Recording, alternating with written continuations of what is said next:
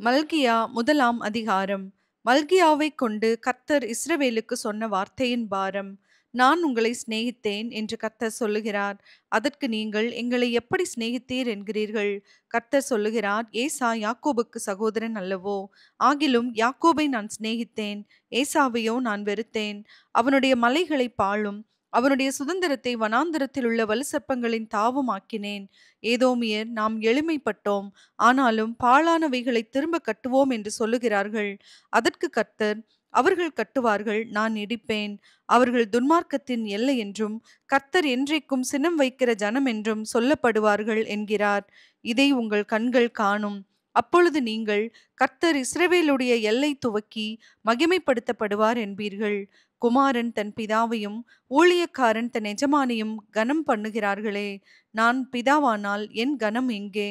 நான் எஜமானானால் எனக்கு பயப்படும் பயம் எங்கே என்று சேனைகளின் கர்த்தர் தமது நாமத்தை அசட்டை பண்ணுகிற ஆசாரியர்களாகிய உங்களை கேட்கிறார். அதற்கு நீங்கள், உமது நாமத்தை எதினாலே அசட்டை பண்ணினோம் என்கிறீர்கள்.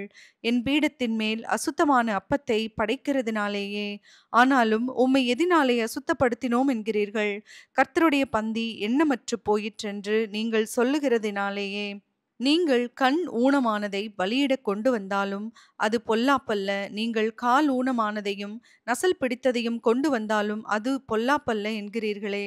அதை நீ உன் அதிபதிக்கு செலுத்து, அவன் உன்மேல் பிரியமாயிருப்பானோ, உன் முகத்தை பார்ப்பானோ என்று சேனைகளின் கர்த்தர் கேட்கிறார். இப்போதும் தேவனுடைய சமூகத்தை நோக்கி கெஞ்சுங்கள், அப்பொழுது நம்மேல் இறங்குவார்.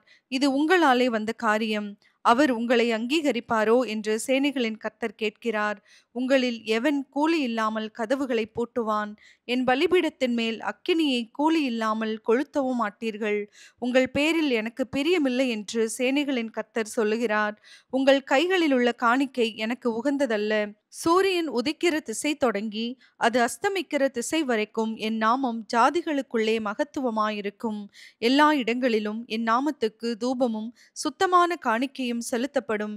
என் நாமம் ஜாதிகளுக்குள்ளே மகத்துவமாயிருக்கும் என்று சேனைகளின் கர்த்தர் சொல்லுகிறார். நீங்களோ கர்த்தருடைய பந்தி அசுத்தமானது என்றும் அதன் ஆகாரமாகிய அதன் பலன் அற்பமானது என்றும் சொல்லுகிறதினாலே என் நாமத்தை பரிசுத்த குலைச்சலாக்குகிறீர்கள். இதோ இது எவ்வளவு வருத்தம் என்று சொல்லி அதை ஒரு திறனமாய் பேசி பீருண்டதையும் கால் ஊனமானதையும் நசல் கொண்டதையும் கொண்டு வந்து காணிக்கையாக செலுத்துகிறீர்கள் என்று சேனைகளின் கர்த்தர் சொல்லுகிறார். அதை உங்கள் கைகளில் அங்கீகரித்து கொள்வேனோ என்று கர்த்தர் கேட்கிறார். தன் மந்தையில் கடா இருக்கையில் கெட்டுப்போனதை ஆண்டவருக்கு நேர்ந்து கொண்டு பலியிடுகிற கபடஸ்தன் சபிக்கப்பட்டவன். என் நாமம் ஜாதிகளுக்குள்ளே பயங்கரமாயிருக்கும். நான் மகத்துவமான ராஜா என்று சேனைகளின் கர்த்தர் சொல்லுகிறார். மல்கியா இரண்டாம் அதிகாரம். இப்போதும் ஆசாரியர்களே, இந்த கட்டளை உங்களுக்குரியது. நீங்கள் கேளாமலும் என் நாமத்துக்கு மகிமையை செலுத்தும்படி இதை சிந்தியாமலும் இருந்தால் நான் உங்களுக்குள்ளே சாபத்தை அனுப்பி உங்கள் ஆசீர்வாதங்களையும் சாபமாக்குவேன். ஆம், நீங்கள் அதை சிந்தியாமற் போனதினால் அவைகளை சபித்தேன் என்று சேனைகளின் கர்த்தர் சொல்லுகிறார். இதோ, நான் உங்களுடைய பயிரை கெடுத்து உங்கள் பண்டிகைகளின் சாணியையே உங்கள் முகங்களில் இறைப்பேன். அதனோடு கூட நீங்களும் தள்ளுபடியாவீர்கள். லேவியோடே பண்ணின என் உடன்படிக்கை நிலைத்திருக்கும் படிக்கு இந்த கட்டளையை உங்களிடத்திற்கு அனுப்பினேன் என்கிறதை அப்பொழுது அறிந்து கொள்வீர்கள் என்று சேனைகளின் கர்த்தர் சொல்லுகிறார். அவனோடே பண்ணின என் உடன்படிக்கை ஜீவனும் சமாதானமுமாக இருந்தது. அவன் எனக்கு பயப்படும் பயத்தோடே இருக்க வேண்டுமென்று இவைகளை அவனுக்கு கட்டளையிட்டேன். அப்படியே அவன் என் நாமத்துக்கு பயந்தும் இருந்தான். சத்திய வேதம் அவன் வாயில் இருந்தது. அவனுடைய உதடுகளில் அநியாயம் காணப்படவில்லை. அவன் என்னோடே சமாதானமும் யதார்த்தமுமாய் சஞ்சரித்து அநேகரை அக்கிரமத்தினின்று திருப்பினான். ஆசாரியனுடைய உதடுகள் அறிவை காக்க வேண்டும். வேதத்தை அவன் வாயிலே தேடுவார்களே. அவன் சேனைகளுடைய கர்த்தரின் தூதன். நீங்களோ வழியை விட்டு விலகி அநேகரை வேதத்தை குறித்து இடற பண்ணினீர்கள்.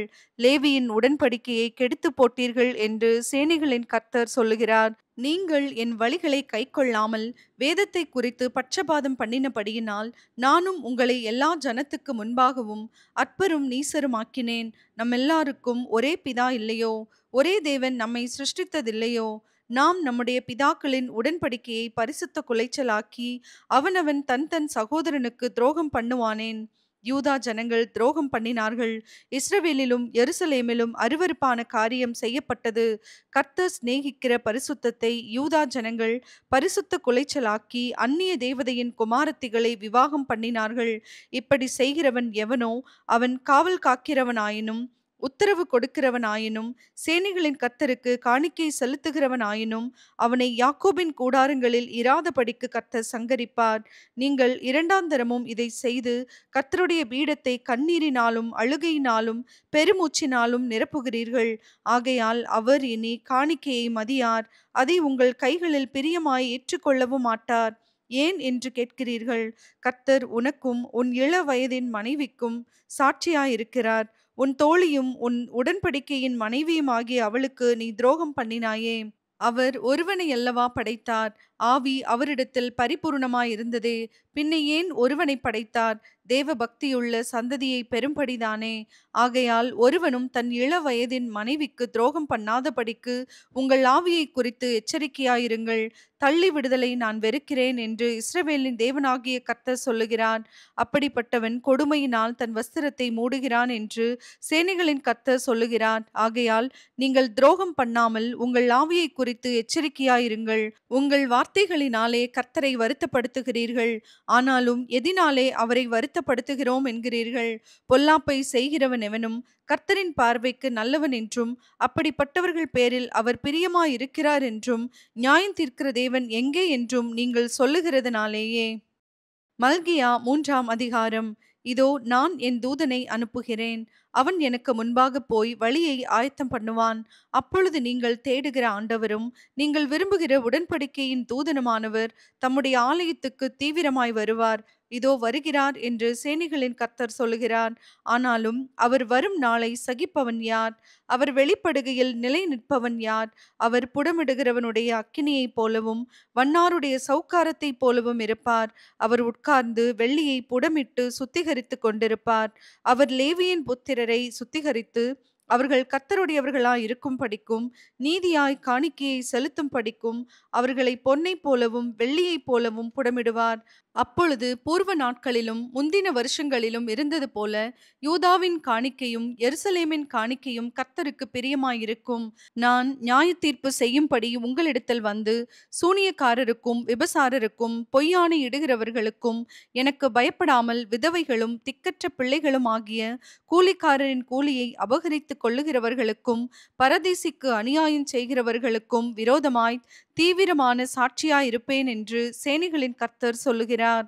நான் கர்த்தர், நான் மாறாதவர். ஆகையால் யாக்கோபின் புத்திரராகிய நீங்கள் நிர்மூலமாகவில்லை.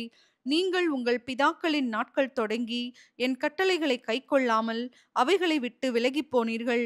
என்னிடத்திற்கு திரும்புங்கள், அப்பொழுது உங்களிடத்திற்கு திரும்புவேன் என்று சேனைகளின் கர்த்தர் சொல்லுகிறார்.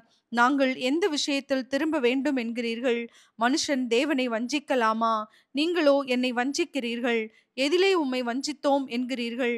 தசம பாகத்திலும் காணிக்கைகளிலும் தானே. நீங்கள் சபிக்கப்பட்டவர்கள்.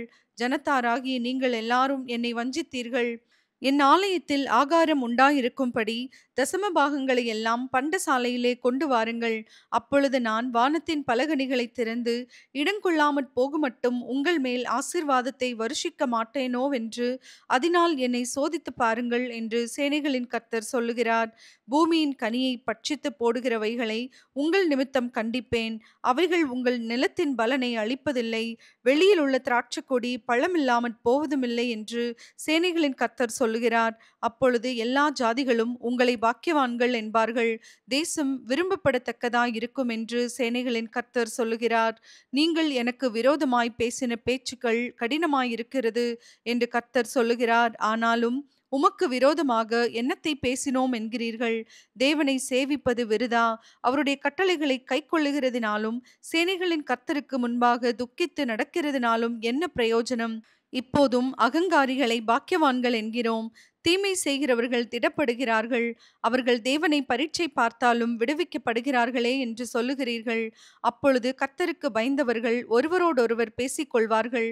கர்த்தர் கவனித்துக் கேட்பார். கர்த்தருக்கு பயந்தவர்களுக்காகவும் அவருடைய நாமத்தை தியானிக்கிறவர்களுக்காகவும் ஞாபக புஸ்தகம் ஒன்று அவருக்கு முன்பாக எழுதப்பட்டிருக்கிறது.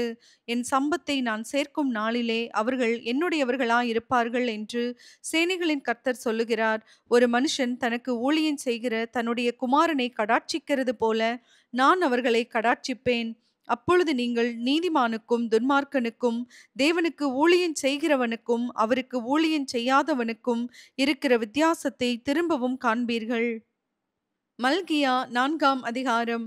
இதோ சூளையைப் போல எரிகிற நாள் வரும்.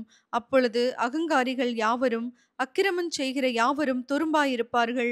வரப்போகிற அந்த நாள் அவர்களை சுட்டெரிக்கும்.